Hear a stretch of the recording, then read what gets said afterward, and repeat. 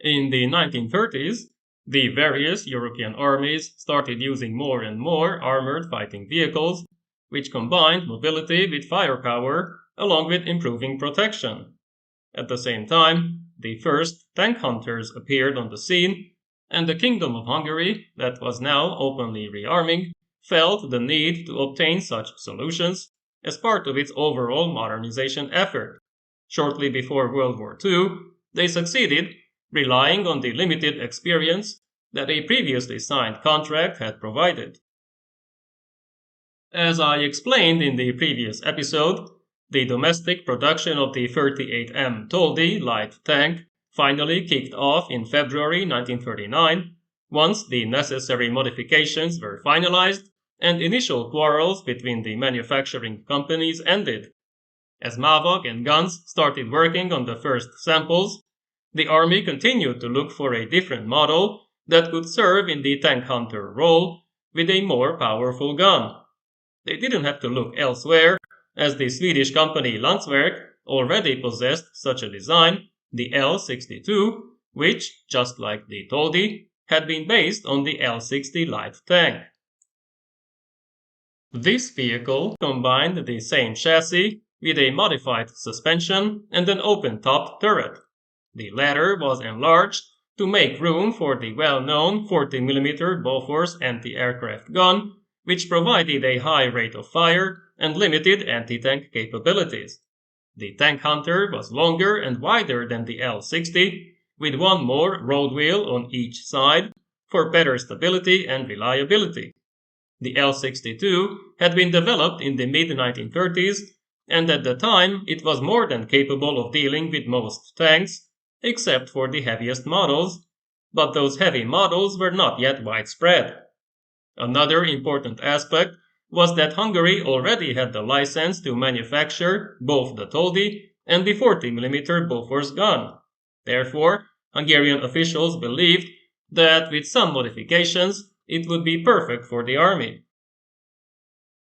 In the spring of 1939, a single L62 was purchased from Sweden without its main gun. It was then equipped with a domestically produced Bofors gun, and subsequent testing showed that the vehicle would be useful against both air and ground targets. Experts recommended a single significant change: the enlargement of the turret to make room for one additional crew member and more ammunition. The new design was quickly completed, and the license was then purchased in the following year, while Mavag made preparations for serial production, using the guns that it was already building en masse. The new model received the name 40M Nimrod, after a biblical figure that in some historical works had often been merged or replaced with a mythical king, Nimrod, who was supposed to be the forefather of all Hungarians. Once the required changes were carried out, the vehicle weighed 10.5 tons, with a length of 5.32 meters, a width of 2.31 meters, and a height of 2.8 meters.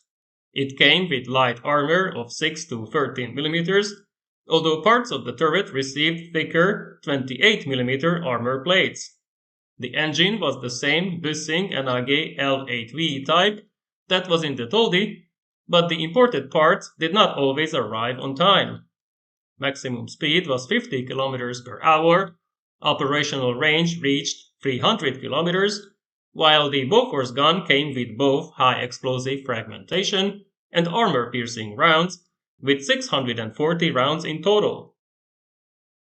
The now larger turret was also longer than the original, so a fifth person could be placed there to improve fire control and overall combat efficiency. This meant that together with the driver, there were now 6 crew members manning the vehicle. This increased total weight by half a ton, without significantly reducing mobility, so the change was approved. The gravity-fed gun itself could fire 120 to 140 rounds per minute, with a muzzle velocity of almost 900 meters per second. It could be used against soft and armored targets on the ground, but also against aircraft. While the gun was obviously less effective against medium tanks, Hungarian experts believed that its excellent fire control system and the fact that it could fire 4 rounds in quick succession at least partially made up for this weakness. The 1940 contract called for 46 tank hunters, but the first vehicles were delivered only in October 1941. Because of this, the type did not participate in Operation Barbarossa with Rapid Corps, but it would receive a role in the upcoming reorganization. In the same month, the Huba II plan came into effect. According to this, the 4 mobile brigades would have to be reorganized into 2 armored and 1 mechanized cavalry divisions that would be more effective fighting units. The plan required 191 Turan medium tanks, 204 Toldi light tanks, 36 Nimrod anti-aircraft vehicles, and 54 Csaba armored cars. However, the German demand to send one army with an armored division to the front disrupted the process, as a new armored field division had to be created using elements of the newly forming units. Thus, 1st Armored Field Division arrived at the Don in mid-1942 with the 51st Tank Hunter Battalion, which had 18 Nimrods, although other sources list 24 vehicles. They proved to be very effective against soft and lightly armored targets, infantry, machine gun nests, and light tanks such as the T-70, and also against Soviet aircraft, including the famous IL-2. However, as more and more medium and heavy tanks appeared in the Red Army, notably the T-34 and the KV-1, the effectiveness of the Nimrod was reduced to near zero. When the Soviet breakthrough took place in mid-January 1943, only 3 Nimrods were left. These assisted the remaining tanks in the defense of Alexeyevka and Novi Oskol. After the defeat of Second Army, the 1943 Szabolcs Plan was initiated, which required 84 Nimrods for the 2 armored divisions, with 1 battalion in each division, along with a single company in each of their armored and motorized infantry battalions, while the cavalry division received only 2 vehicles. These were already being delivered, as back in late 1941, a second contract for an additional 89 Nimrods had been awarded to Manfred Weiss Works. Just like with the Toldi, this second series received more reliable torsion bars and a licensed engine that was now also produced domestically. No other changes were made, although the former tank hunters were now officially reclassified as armored anti-aircraft vehicles, with specific instructions for the commanders to use them in that role only. The last vehicles were delivered by spring 1944, and in total, 135 Nimrods rolled off the production lines.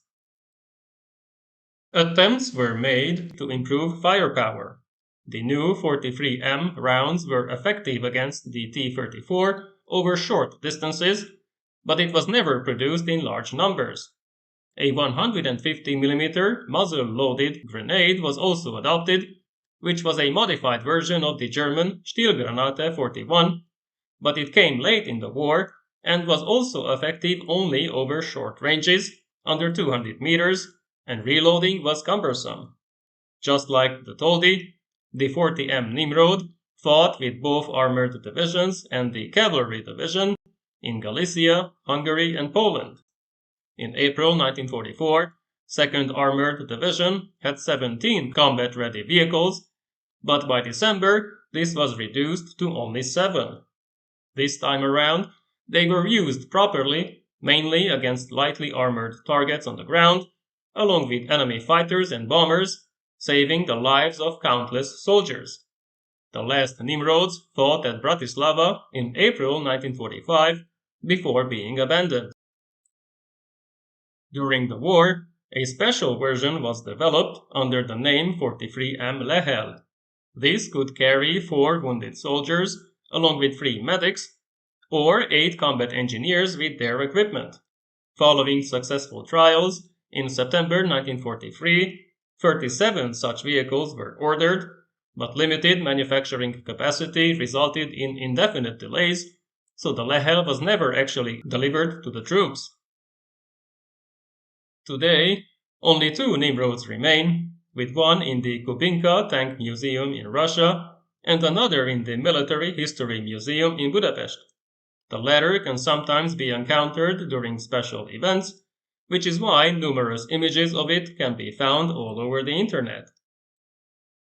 In hindsight, we can say that the 40M Nimrod was an effective combat vehicle as long as it was used properly by the troops and their commanders. Its height made it an easy target, but it served the army well until the last days of the war.